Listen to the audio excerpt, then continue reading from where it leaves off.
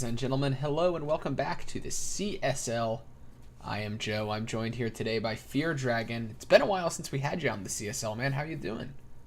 I'm doing well. It's been a crazy couple of weeks, and yeah, it has felt like it's been way too long since I've been able to consistently be a part of the CSL broadcast. But I think that I'm finally back, and I don't anticipate going anywhere in the near future.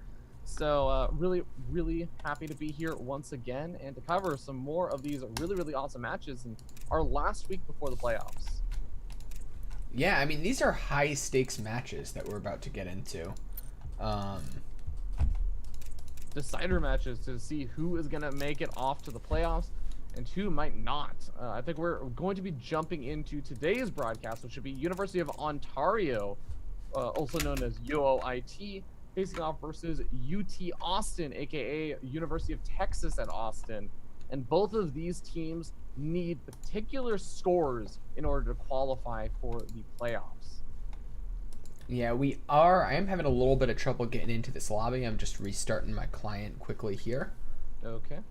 But yeah, I think... talk about the two teams while you go ahead and do that. I can actually say that right now we actually have these two teams. They're both actually doing relatively okay, I would say, in the league so far. UT Austin sitting 3-4 right now, so still definitely has some room to actually maybe win a few more of those matches, I want to say, but this is the last match they really get to play at this point. And they actually are led by their GM level player, Timorous, who we're actually going to be seeing in the second 1v1 today. Also has some high Masters League players. Overall, just like I think a solid rounded team. But okay, I think that we're gonna go into our little break. You're saying? Yeah. Just a quick break here while we get these tech issues sorted out. Don't go anywhere, guys. We will be right back.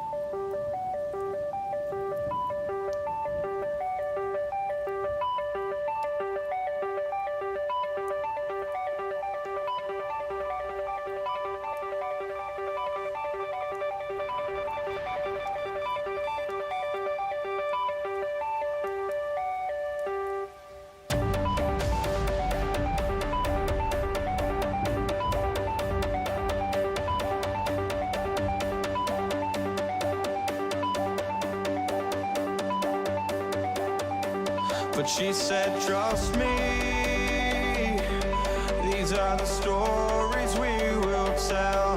As I stood frozen,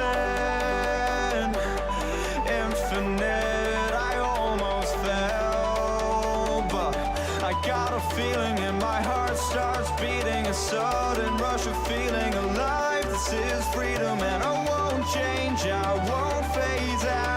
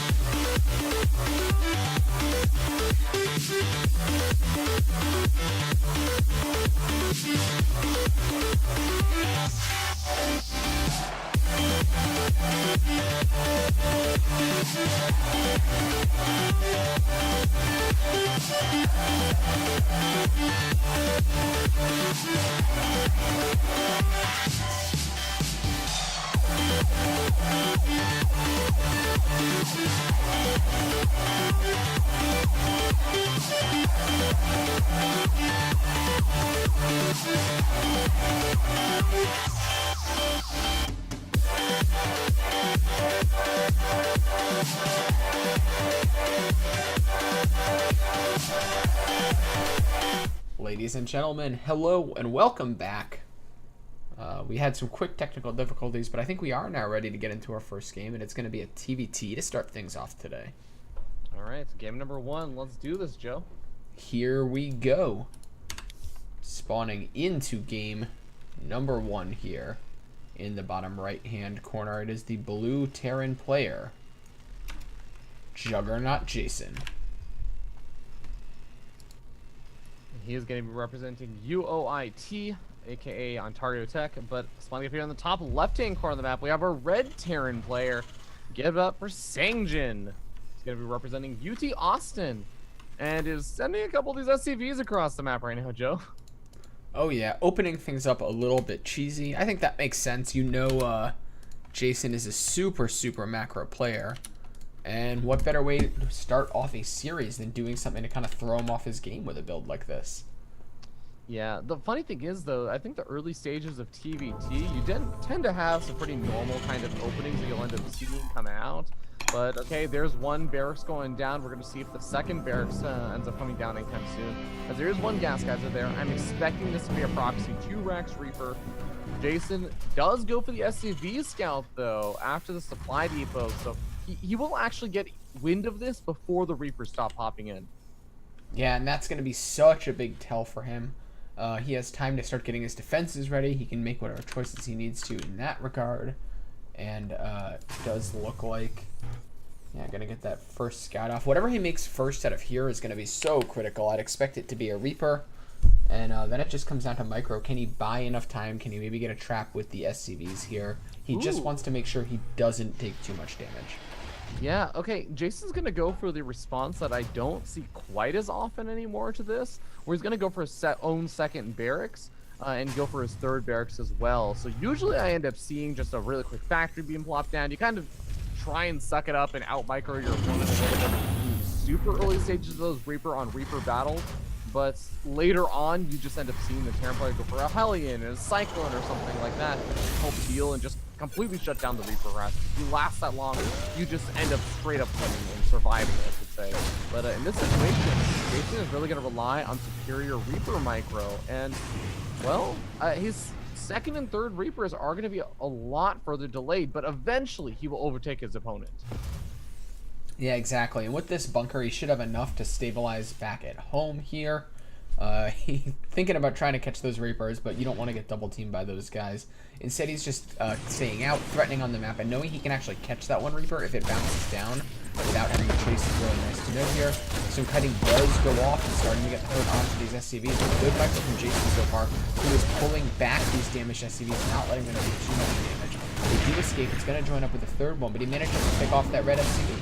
Ooh, gets a Reaper kill. That's a huge deal right now for Jason. As every single one of these Reapers that he's able to kill off allows him to get closer and closer to overtaking his opponent in the Reaper count. In fact, he's already done it at this point. It's 4-3. He takes out a few more of these Reapers over here for Sangjin. And now Jason is going to be in a fantastic spot. Potentially just honestly take the game. I feel like Sangjin is going to have a really hard time dealing with this now. Yeah, Jason now moving out once again here, feeling somewhat safe in his natural, maybe looking to get some more space here. These Reapers are going to come around and try to deal some damage on top of these remaining Reapers of Jason, but he is continuing to chase here. The free damage is a bit painful, but he's still going to have more than enough to clean this up. Yeah, and Jason already has a few of these Reapers left back at home. Whatever rallies in can be left there, and the rest of the Reapers can go across the map. Guess what? That first Cyclone is not going to be out for a little bit longer, and 4 Reapers have got a lot to say about that attack they've been faced off against. Yeah, and they're going to be getting right into this Merle line. No reaction here from Sangjin. Jason just steamrolling his way into blast down SCVs, finding a cute position in this mineral line, and just continuing to go away at work here. All these SCVs forced off the line, so much lost mining time. This Cyclone is about to pop out at 14 here, and these Reapers kiting their way back, and he's actually going to make it out without losing a single one after doing all that damage. Yeah, there's a Reaper on the other side of the map for Sangjin. It looks like Jason has that under control. And now sitting up a fair number of workers, nearly doubling his opponent's worker supply. Jason is looking to be in a fantastic spot to just continue some aggression with the Reapers, and even maybe take on a Cyclone. Yeah, these Reapers once again moving out. I think he has a total of 10 Reapers now. And this attack is going to be so powerful. The Cyclone actually even moving out of position. If these Reapers can just walk up the front ramp, they're going to get so much damage done. And that's exactly what's going to happen here.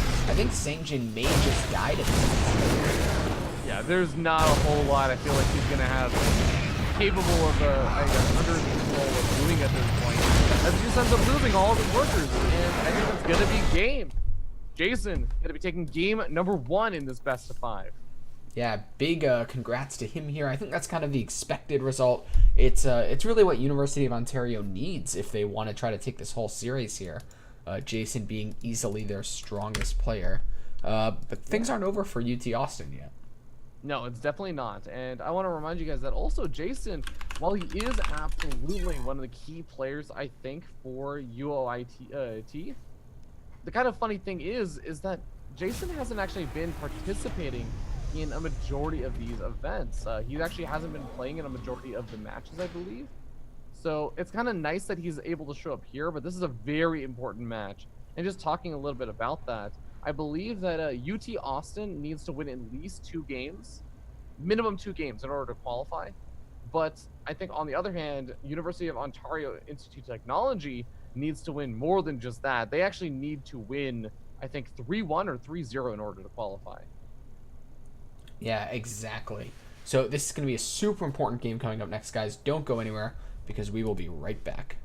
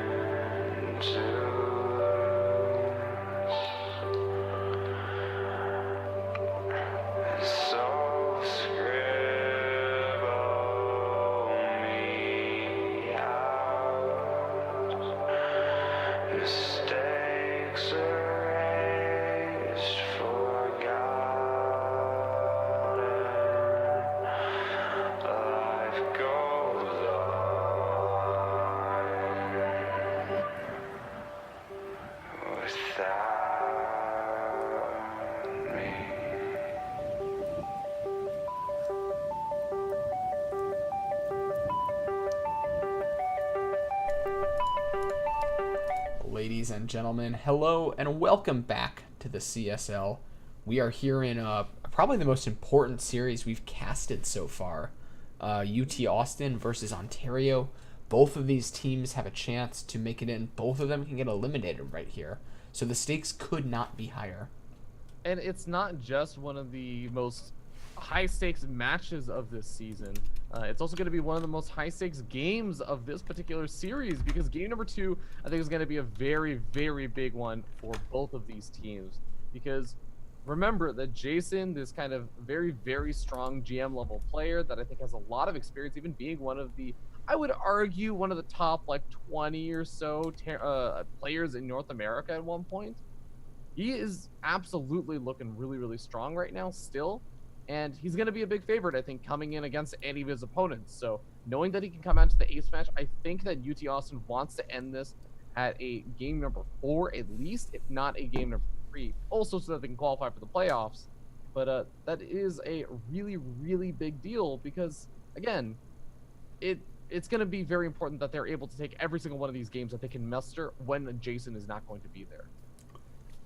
Yeah, exactly. So with all that being said, here we go. And spawning here in the top right-hand corner, we have our red Zerg player. It is Bears. And his opponent going to be starting in the top left-hand corner of the map. We have our orange Terran player. Give it up for Timorous from UT Austin. Going to be a High Masters League player, by the way. Yeah, I believe we were saying Timorous, UT Austin's ace. Well, we were talking about Bears, which is something we knew he was like a good player that had played for Complexity previously just because he has the tag. He's actually the player formerly known as Rise, who was he used to be a really solid player. An academy player or a full competitive player. You know, he may have been on the academy team. I know that he was, like, I'm not going to paint him as someone who was at a competitive level with some of the other names like QXC and whatnot, but he was definitely one of the players that I think would make some good runs and open brackets and whatnot, occasionally do some, pull off some upsets, but not exactly a player that I would say is like one of the top foreign players in the scene. He's not going to be competing, for example, with a player like Jon Snow or something.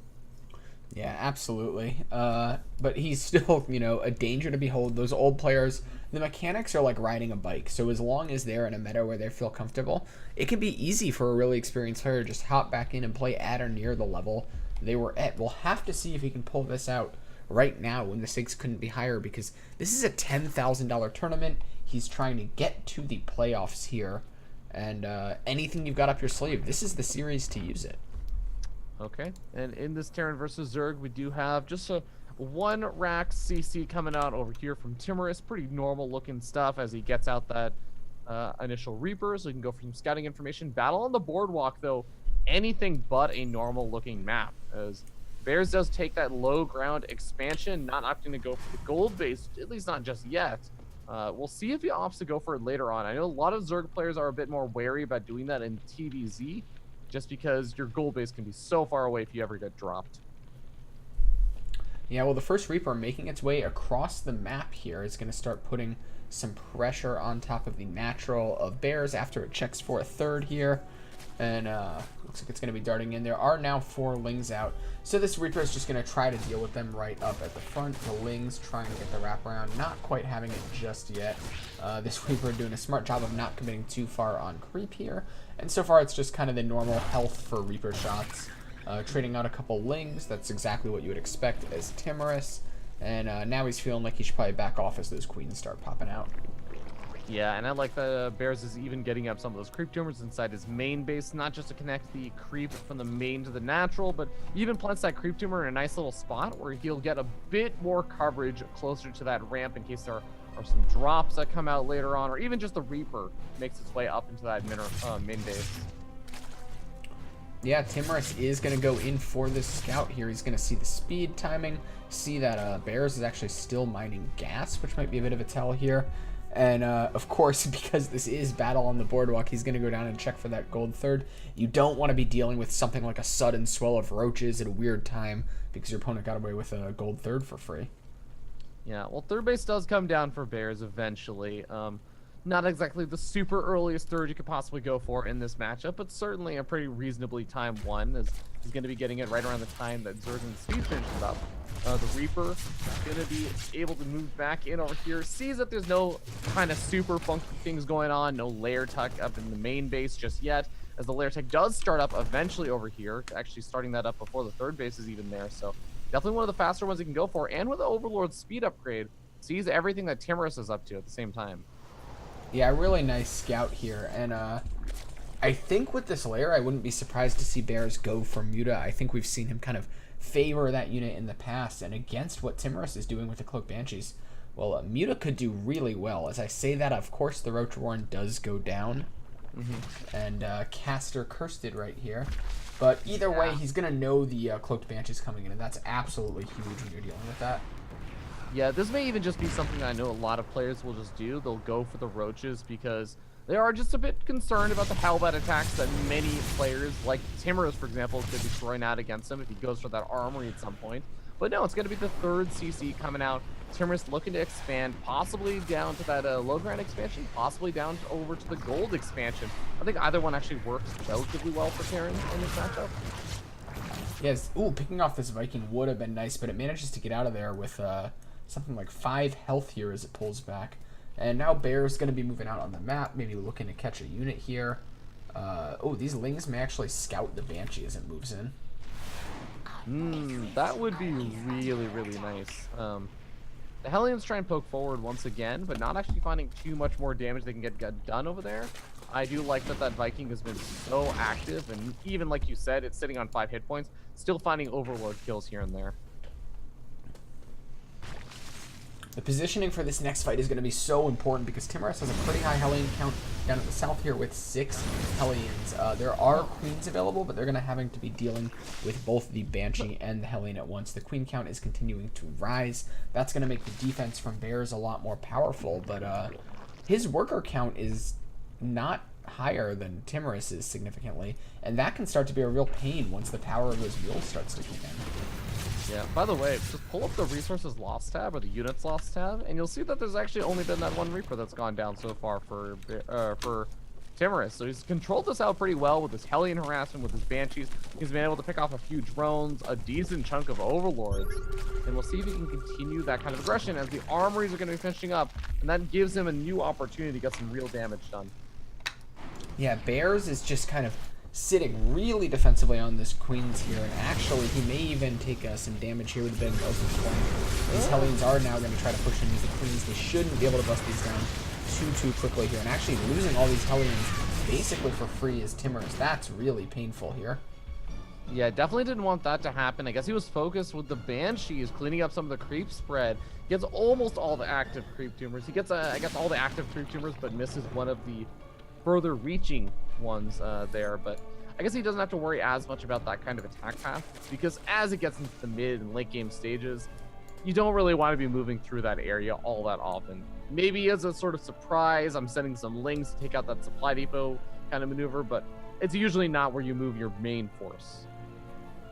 Exactly. Bear's doing a good job of pushing this creep out on the bottom, by the way.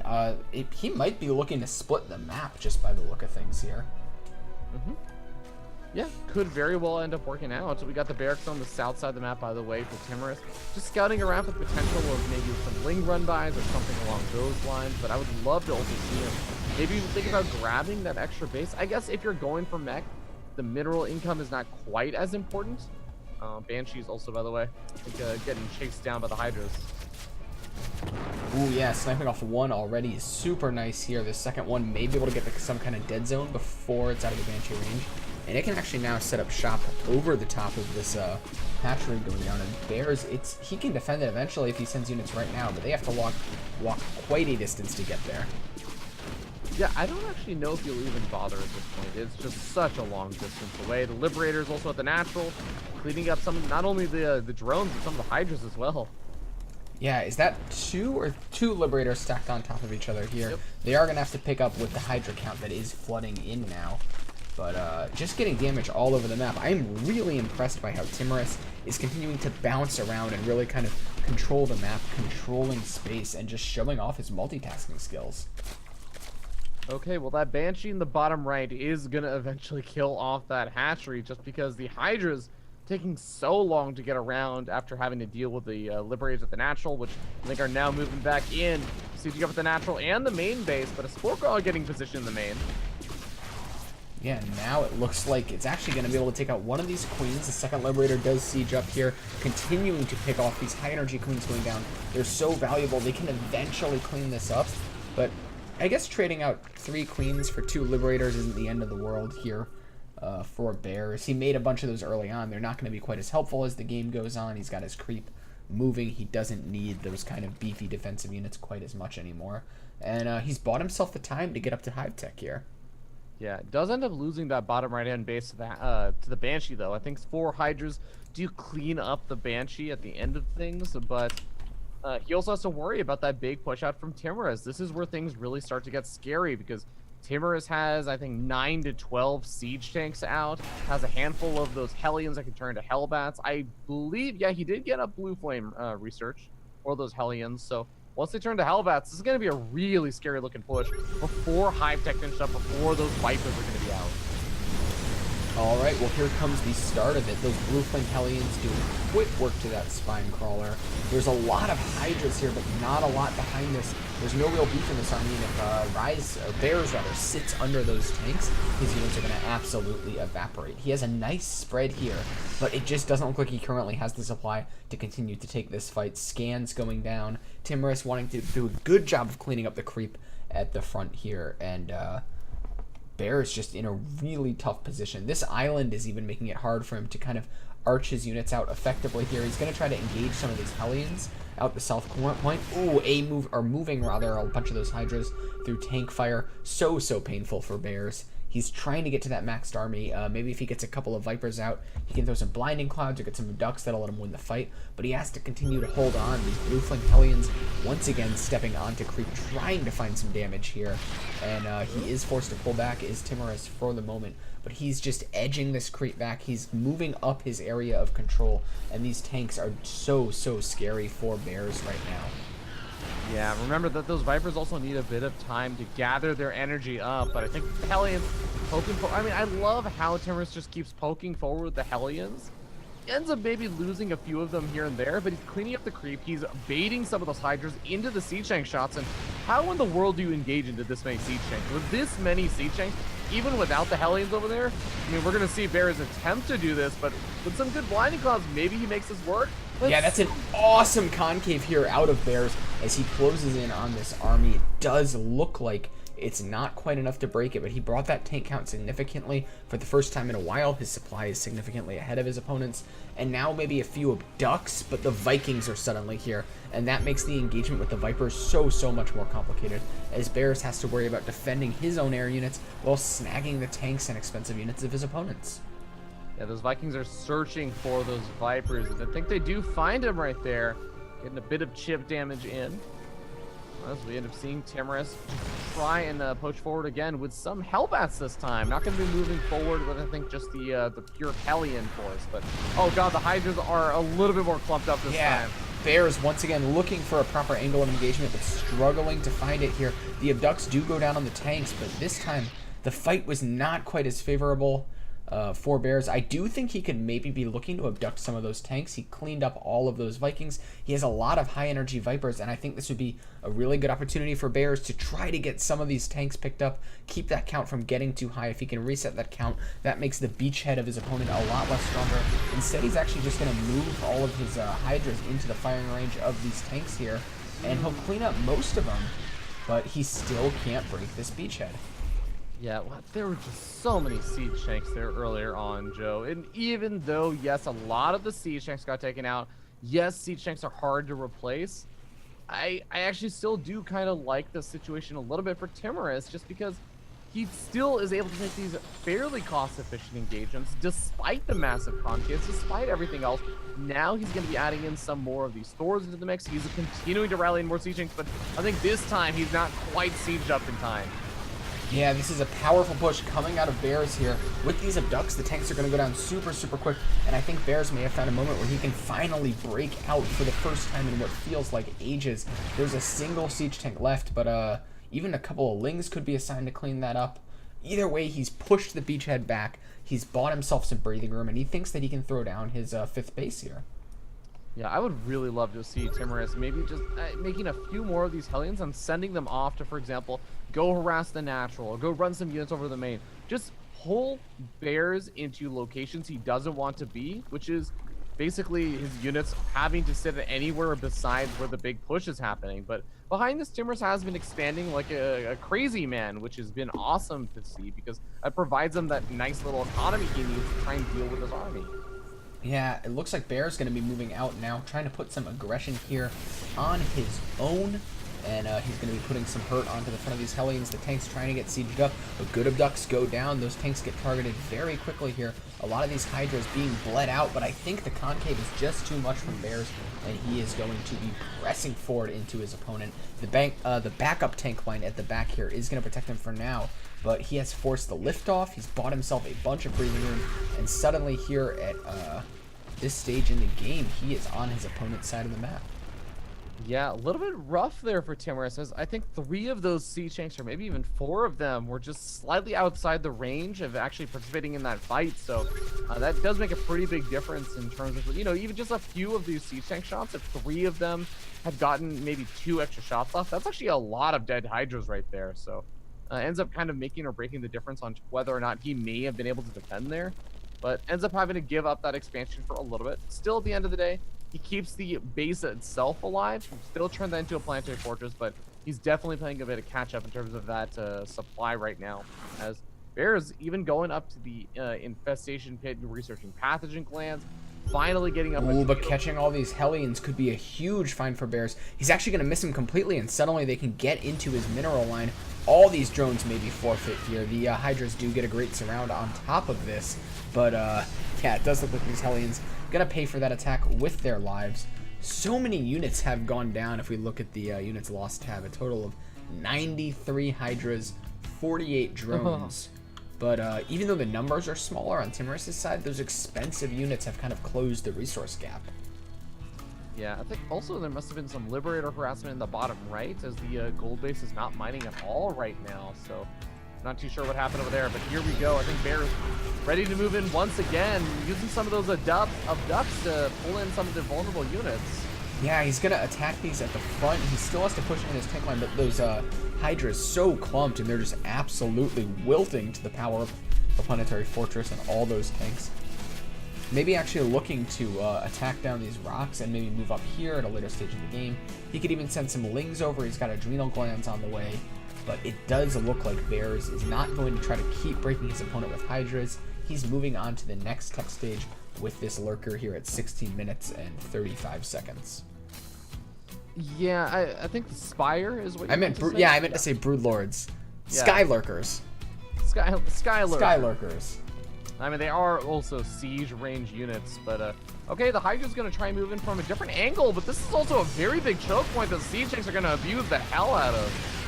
Yeah, the Abducts are good here. Bear's trying to break this. He is out of patience. Every single Viper goes down, and that's going to leave Bears very, very vulnerable as he runs home with his tail between his legs.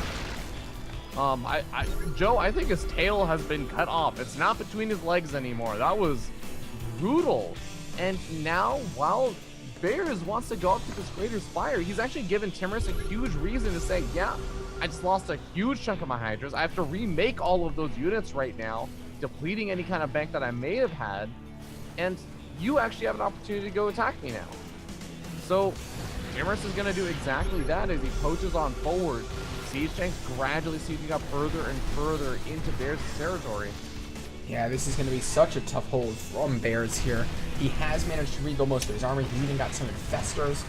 He does have the ability to throw down those fungal growths. I even think we saw Neural Parasite get researched here, but a base has already gone down. If Bears is going to make something happen, he has got to do it. Well, Ling counterattack is one way to get things started. Being able to pick off a couple of these reinforcing siege tanks will definitely hurt the capabilities for Timorous to reinforce his push if he loses anything over here. And he is gradually losing some units here and there, as I think the Thor is going to get picked off on the south side of this occasion. A couple of Hellbats going to be running in a little bit too far forward, but the siege tanks remain strong for now. That is a hell of a siege tank line. Yeah, but here come the Infestors. This is going to be the big play out of Bears here. How does he want to play this out? It looks like it's going to be infested Terrans trying to get the tanks to bomb each other here. Scans go down immediately, and oh, that did not go well for Bears at all. He barely, I think, got a couple, maybe 2 or 3 siege tank shots to do the friendly fire, but none of his infested Terrans were close enough to the siege tanks to trigger the friendly fire for the most part. None of the siege tanks go down to the friendly fire.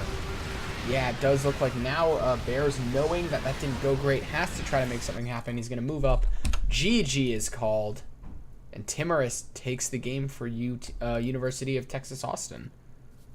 Indeed, he does. And that does mean that we have a tied-up series now, 1-1. A very important game for UT Austin to take to keep their hopes alive in the series. Now we're going to be getting ready to go into that 2v2, which will also be a very important match for both teams before we potentially hop into that game number 4. Actually, we're guaranteed to go to that game number 4, which is going to be the other 1v1 that happens potentially before the ace match. Yeah, so don't go anywhere, guys. We'll be right back with the 2v2.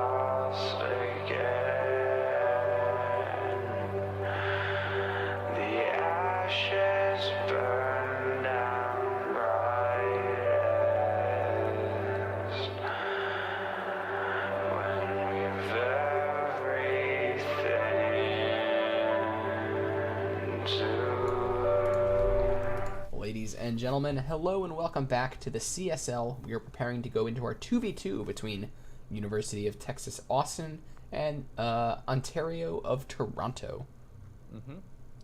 Should be a fun one, as this 2v2 again going to be a fairly important match as we find out whether or not UT Austin is going to be able to, funny enough, despite having the better score, I want to kind of say upset UOIT. Just because, again, Jason potentially going to be able to come out in that ace match is going to be a very difficult opponent to beat, I think. Yeah, so without any further ado, let's get our game started here as we jump in to the 2v2. Everything is all tied up. Oh, my screen is black and now it's not. Spawning here in the top right-hand corner. Playing for Ontario Tech, it is G-Tier Sneezer, the orange Zerg, and Isaac, the red Zerg. And in the bottom left, we have our blue Terran player. It is going to be Move and his teammates. The teal Zerg player, it's Bears. Going to be representing, of course, UOIT. UOIT? UTA? Oh, sorry, UA, oh my god, University of, no, no, wait, Bears, oh yeah. Yeah, Bears is UOIT. You were right about that. Well, luckily it's tied up 1-1, Joe, so you don't have to fix the score overlay if you mistake the teams. No, Jason won the first game. Jason won the first game. Bears is on Texas. Wow, my brain is hurting today. Yep, no worries. Timorous ended up winning the second game for University of Texas Austin. Juggernaut Jason won the first game for UOIT, so the series is tied up 1-1 as we hop into that 2v2. All good, Joe. I know it sometimes happens, man. All right, well, Bears is coming through with a scout here, going to take a look at what his opponents are doing. You always have to be careful when you've got a double Zerg, just because there's a lot of cheese plays they can do, and I feel like double Zerg is maybe weaker in the late game. I like when the players type instead of on Discord or something because we get an insight into their comms. So that is very true. But, okay. The drone scout comes in over here, by the way, for Bears. Sees that, yeah, it's going to be just that really quick pool, but also the hatcheries before pool. So it's not going to be anything super cheesy coming out from their opponents. I'm sure that's going to be a bit of a sigh of relief as it becomes a little bit easier to deal with. But Bears also did go for the pool before hatchery. So we'll see if our bottom left-hand team, our blue team, decides to get a bit more aggressive for UOIT. Yeah, it looks like Isaac gonna be making the first move out onto the map with his teammate here. And and Bears and Amu, they've got to be ready for this first batch of Lings. It's only 4 Lings from each of them so far, but I mean, even just the first 8 Lings can do a lot of damage in a 2v2 because it's 8 Lings instead of 4 Lings. And on this map, it can be a bit tough to reinforce your opponent's base here, just because you've got 2 ramps to deal with. Yeah, Bears actually, his teammate Emu decided not to go for the Reaper opening. So by doing that, it gets out an early Marine, can maybe shut down some of the Overlord scouting later on, but it's really relying on these Hellions to help deal with the Lings. So I think the Hellions, yeah, they're going to be out in time to really help deal with most of this. So I really don't anticipate these Lings actually doing too much, even if they are joined together.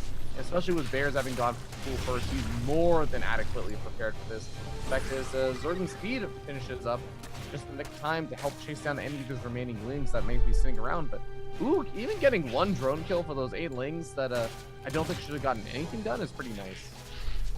Yeah, it looks like Bear's actually going to start working on these back rocks right away. There is an Overlord here from GTR Sneezer who can scout what's going on so they can start getting prepared here. But there's so many attack angles open once you have these rocks down, just because you can backdoor into the orange base, you can front door into the orange base, and you can front door attack the red base here. These rocks still have quite a bit of health, and is there going to be a response? It looks like Isaac may try to deal with this, but no, he decides to just go back and potentially reinforce the ramp, reinforce his teammate's base, and be ready for this attack when it comes barreling on through. Yeah. And move poaching forward with some of these Hellions. I think if he finds any of those Lings, even just slightly out of position over here for Isaac, he's going to have a good old time roasting them as long as his control is on point. But, oh man, GTR Sneezer got some Banelings set up at the top of that ramp, waiting for those rocks to be knocked down. Yeah, I think he had to pull him back when he saw these Hellions and Cyclones. Banelings, especially without speed, really struggled to engage this kind of aggressive mech poke here. And they're going to be stepping up. There's 2 Queens to help with the defense. He needs to keep these Banelings alive, does GTR Sneezer, if he wants to have a hope of defending this attack. The Ling count is really high. If the Banelings can get cleaned up here, oh, I was going to say those Lings can surround everything else, but suddenly this attack looks unstoppable. Oh, this is a really scary looking attack, especially when something like that happens. GTR Sneezer loses a majority of his Lings. He actually keeps all of his drones alive because the Banelings were spread out a little bit too far. You do need 2 Banelings to one-shot those workers, but another Baneling sneaking its way in is going to be able to kill off a handful of those workers. At least 3 or 4 of them go down, and the Terran army remains. Yeah, and this Terran army is the real issue here. There's Banelings coming in from the side. They're continuing to get connections. This set of Lings may maybe be able to clean up this attack just because of how bruised these Cyclones are. Good job target firing here out of Isaac. Going to clean up all but 2 Cyclones. One has only a single hit remaining, but I think the damage they sought to do may have already been done here, as these Cyclones are going to continue to clean up nearly all of GTR Sneezer's workers, sending him down to 18, forcing him off of his natural base before eventually being cleaned up by his teammates. Oh my god, the Queen is not even going to be focusing down the Cyclones until now. Finally, the Cyclones get taken out, but the Queen is nearly dead at this point and does end up eventually falling there. This has been a super successful attack from UOYT so far. Here comes the second wave of Cyclones, though, and these next 2 Cyclones are going to have so much HP. They have so much room to dance against their opponents here. Target firing of these Banelings is good. They're actually just going to straight up fight these Lings, tanking a decent bit of that damage. It does look like Bears has more Banelings reinforcing in the back here. He's morphing them in. They can help Crash clean up these Lings. And there's just so little left from GTR Sneezer. This single Baneling could end the game right here. Not going to make that happen. But these Banelings are just doing great lineman defense here for the Cyclone, which is DPS everything down. Banelings finally get a connection. That final Cyclone is cleaned up. But this attack is not over. There's another 2 coming in. There's 2 more Banelings. And I think that our Canadians are happy to just keep taking these trades. Yeah, I actually really want to note that UT Austin has done a really fantastic job holding on. Because yes, GTR Sneezer it feels like almost dead at this point, but somehow holding on this long is really, really impressive. And not only that, but his teammate has teched up to lair way faster, has gotten up to 3rd base, has actually gotten situated in a position where it's kind of one of those funny 2v2 moments where you say, hey, teammate, die slowly, please. And that's kind of what GTR Sneezer has done really well. Yeah, and he's doing his best. It does look like with these Hellions, this is going to be it for the main base of GTR Sneezer. That does put him in a vulnerable position. There's an active creep tumor that's going to keep his Baneling Nest and Spawning Pool from bleeding out for now, but he's holding on to a single base with less than one full base in mining saturation. Even having a couple of these drones accidentally long distance mining is so painful to lose when every unit is just so valuable. He's got like 6 slings left. They're trying their best to clean up this attack, but with the reinforcements coming out from his teammate, he's finally able to hang on. He still has a few drones. This game is not over. Yeah, and Isaac is still looking like he's got, again, that kind of tech and also the economic advantage. Has been sitting at 51 workers for far longer than I would almost say, actually, at this point, for a few minutes at this now. He's been sitting at around 51 workers. And if you compare that to Bears and Emu, they invested a lot into that attack. I think just now, Bears maybe droning up a little bit further, getting from like 32 drones to like 40 drones. But this is all in the last few moments. So I think that UOIT is playing a little bit of catch up with Isaac. But can Isaac really just carry this game single-handedly from here? Yeah, I mean, now he can kind of go on the offensive if he wants to, and maybe try to buy some room for GTR Sneasler. If GTR Sneasler says, I think I can macro out of this position, that's always one of the tough decisions you're making with 2v2s. It does look instead like GTR Sneasler might be dedicating a lot of his remaining resources to some kind of fairly all-in attack with a high lane count here. A lot of roaches coming out. They can knock down those rocks very quickly with the good arc they're able to get here. The Hellions trying their best to defend here, even with some medevacs coming out from a move. I think they're just kind of drifting aimlessly here, maybe a weird rally point. But this attack is starting. The rocks are knocked down, and Isaac going to be moving in with GTR Sneasler, looking to make an attack happen and forcing out the defense here. Can some corrosive bios help clean up this bio? Looks like it is going to force it back at least. A lot of these SCVs potentially going down, and there's a lot of bio here, but it's mostly just Marines against Roach Ravager. It is struggling a bit. Yeah, but Stim does finish up in the nick of time and full combat shields here, so they are able to take a pretty decent trade for the most part. The Marines with the medevac and Stim able to hold the line, and Bears comes in with some roaches from behind as well. Able to kind of create a weird, awkward concave here. Yeah, the Roach reinforcement was so critical. It provided the buffering right at the moment when the Marines were the most vulnerable, and now going to force back the attack of Isaac and GTR Sneasler. And suddenly, once again, it looks like despite their valiant defense, University of Texas Austin is in a lot of trouble. Yeah, because at this point now, Bears is caught up with that worker count. And he's caught up on a lot of that tech, getting up the roaches, getting up, I believe, roach speed. Yeah, it does have roach speed indeed. So it makes it a lot more difficult. Even Emu not doing too poorly for himself. So Isaac is going to have a hard time contending against both of these players. But Emu losing a lot of bio as the roaches start to push back in. And I think that this time, Bears is a bit out of position to help defend. Yeah, and it looks like we may be seeing a bit of a base trade scenario here as Bears pushes into Isaac's own base. It looks like Isaac continuing his aggression inside the base of A-Move. A-Move is trying his best to hold on. He's actually pulling SCVs to help deal with this. That's going to buy his Marines a bit of time, but there's a single Baneling, and that is going to get triggered on the SCVs, wiping out that army. Back at home for Isaac, though, he's losing so much as Bears' army continues to powers on through. +2 is actually on the way for Bears here, so maybe feeling a little bit pressured taking a fight before his upgrades are done. Once that is finished, it's going to be a lot harder for Isaac to hold on, but he is continuing to try to make things happen with the advantage of the Roach reinforcements. And back at home, it looks like A-Move has managed to stabilize, finding a cute position in the Sim City. Yeah, stabilize is definitely a loose term right now, though, because you got to compare it, unfortunately, to GTR Sneasler, who's sitting at 31 workers to Emu's 24. They're both of the players that have this sort of hampered economies at this point, but Emu is also a Terran player, and Emu can throw down mules from 3 orbital commands.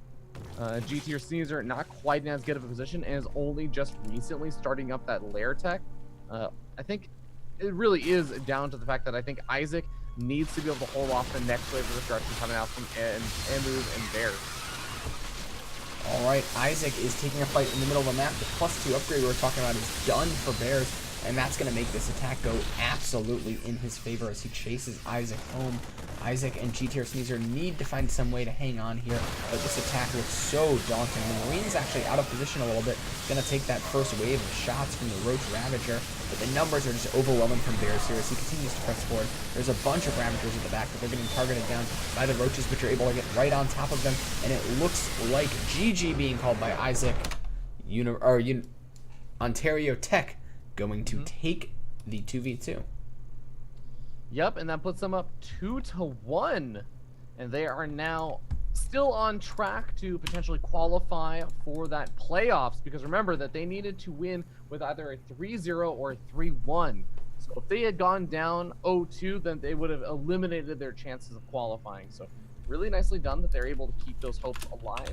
They'll have to win one more game without losing. They don't even want to have to rely on Juggernaut Jason to come out in that ace match if they want to qualify. Yeah, so don't go anywhere, guys. We will be right back with our next game.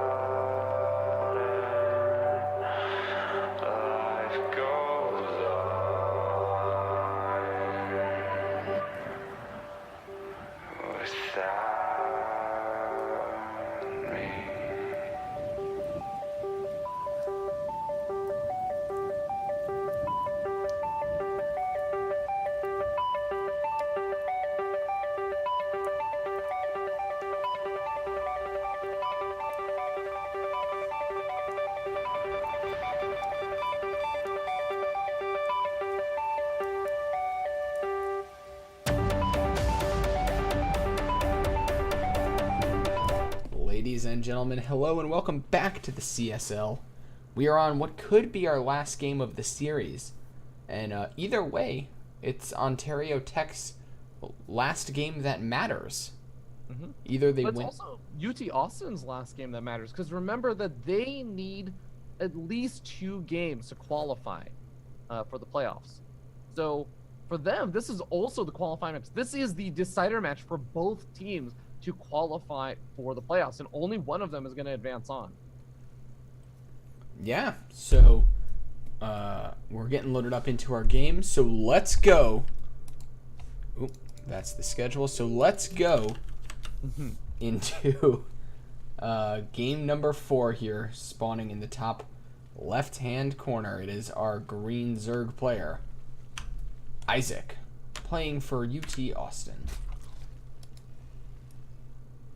And his opponent spawned down here in the bottom right-hand corner of the map. We have, representing UOIC, give it up for 0. Sorry, UOIT, not UOIC. It's been a long day, Joe. Yeah, I think we were both saying we were hurting a little bit before this match. Yeah, man. I've already been covering a bit of IEM Katowice today. Like, I'm going on my 11th hour of StarCraft that I've been casting today, so I'm starting to feel it a little. living that esports lifestyle, though. Who can complain? I think I will complain a little, Joe. I'm really tired right now, man. Oh, Nah, but, in all seriousness, I'm happy to be here for the CSL. These matches are definitely super fun, and again, these are really, really important matches. And what more can I say but that Zero, in a very important match, is going to be busting out everything he can to try and end this game quickly. yeah, getting these two barracks up very quickly here. Probably going to be seeing some Reapers in just a moment. I feel like we haven't been seeing as much of this lately, but it's still a really powerful build. I believe that this is going to be the double reactor Reaper, as I end up seeing that first reactor popping on down. I could be wrong. I'm totally prepared for this to be something completely different and for me to be super off base for this, but I think this is going to be 4 Reapers being made at a time, which is a pretty scary prospect. Yeah, especially because it does look like Isaac went pool first, or hatch first rather. That'll give him the 2 queens a little bit faster, but on the flip side, that's going to delay his lings.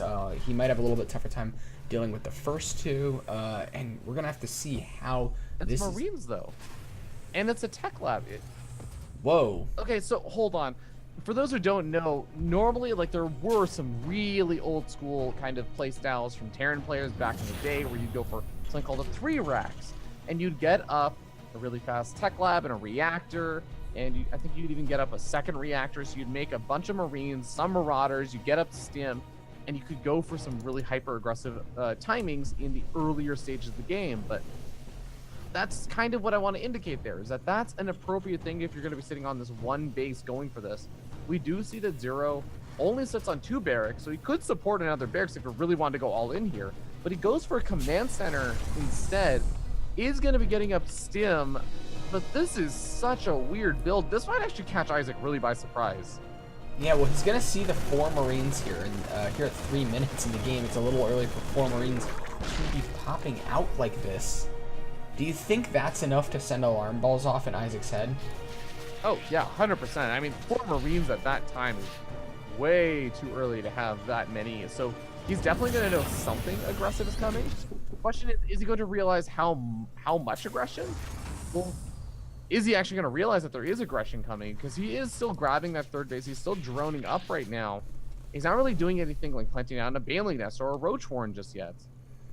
Yeah, I mean, even just pure Zergling right now, it does seem like he needs something. 6 more drones. I think the signals may not have quite reached Isaac. The alarm bell's not going off. There's the Baneling Nest, but I don't know if he's going to have a good defense out in time, as he is just continuing to try to power up instead of bracing himself for what's coming.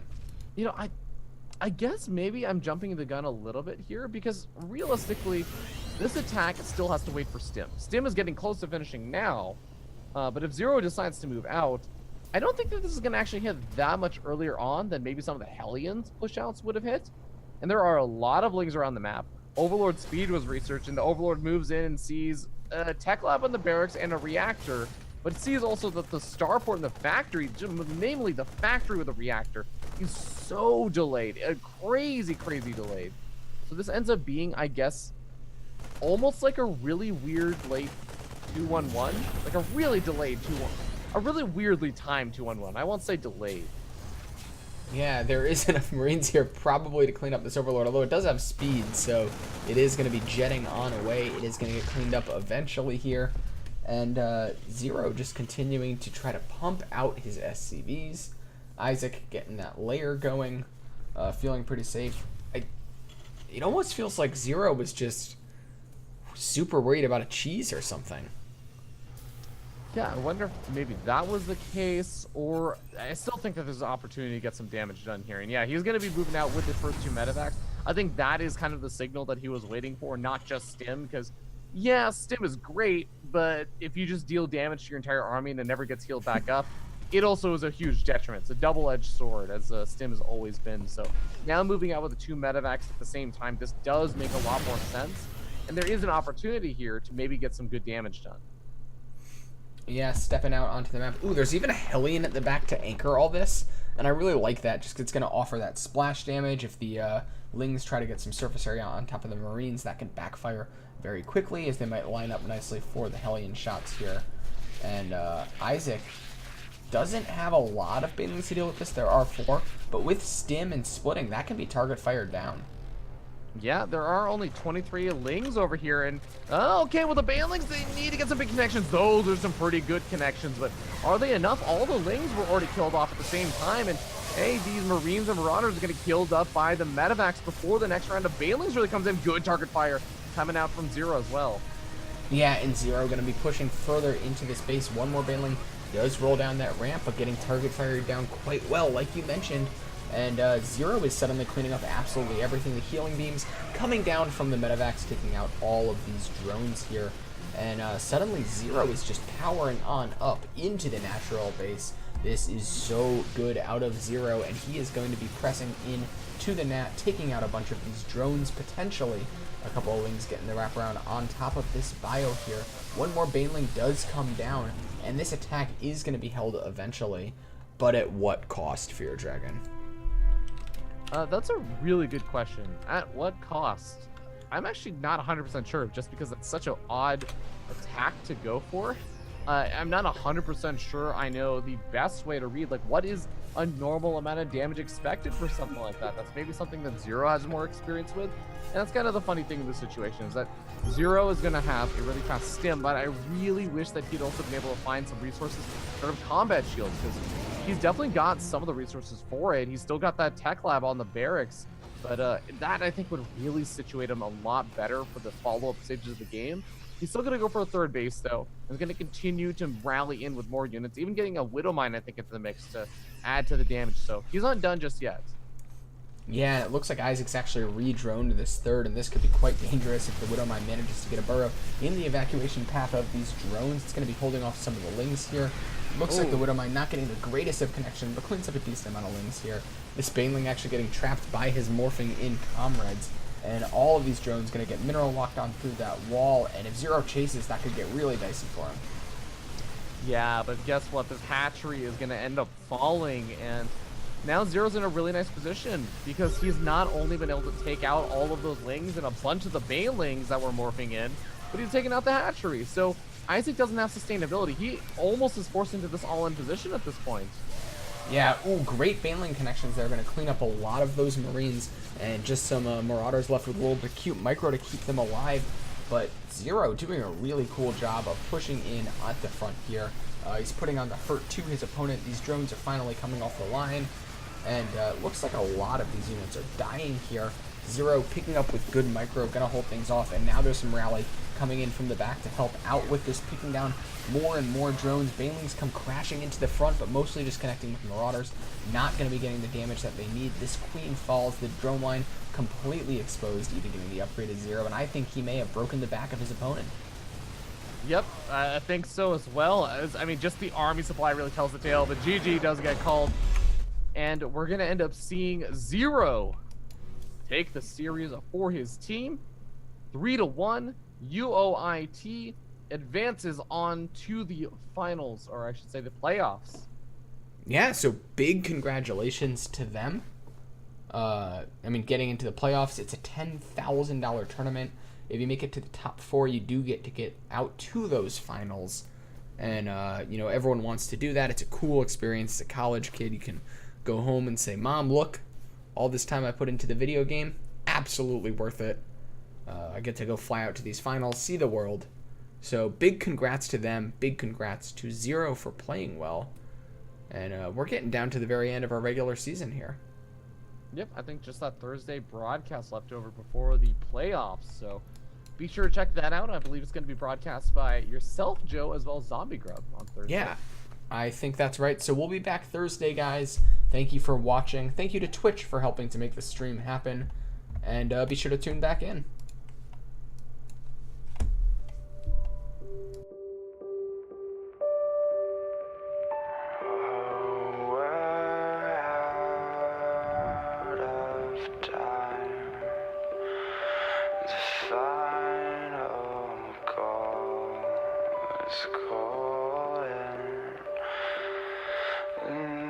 Light falls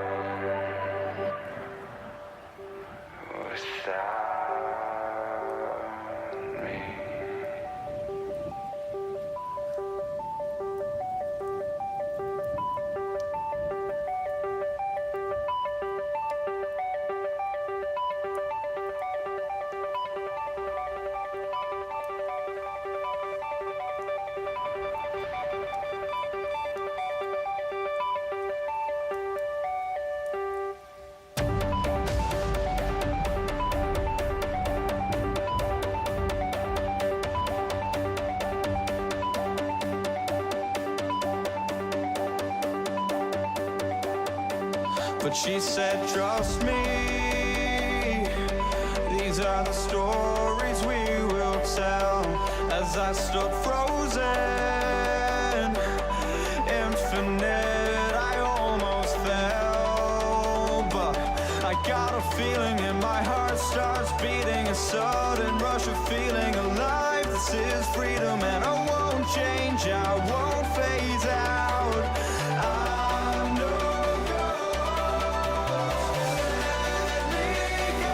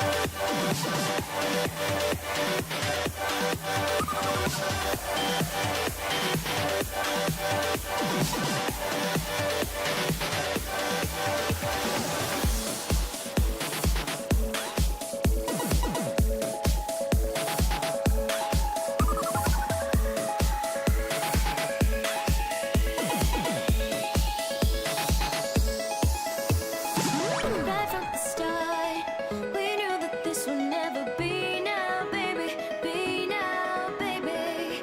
We're miles apart, and we just wanna let it free now, baby. Free now, baby. 'Cause I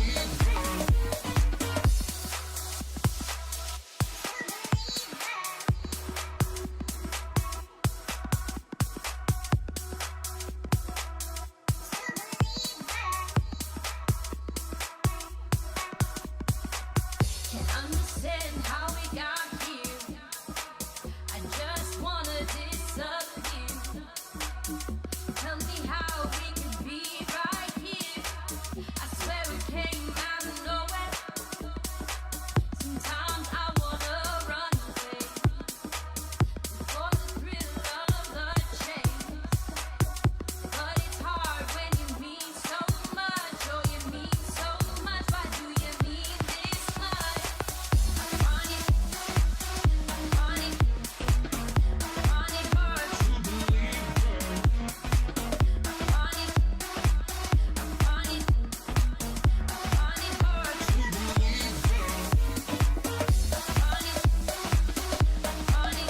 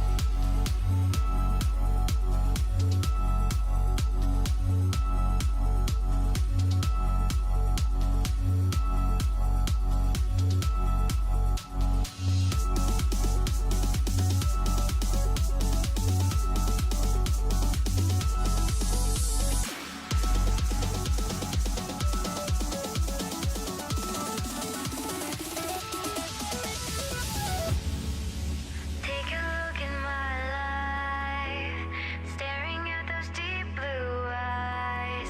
Now I'm ashamed you've played the game. Missteps, mistakes, they're all the same. I don't know where to go from here. I really wonder how it feels if I listen to the voice inside. If I free my mind, let the stars come out. If I fire through the night, turning darkness into light.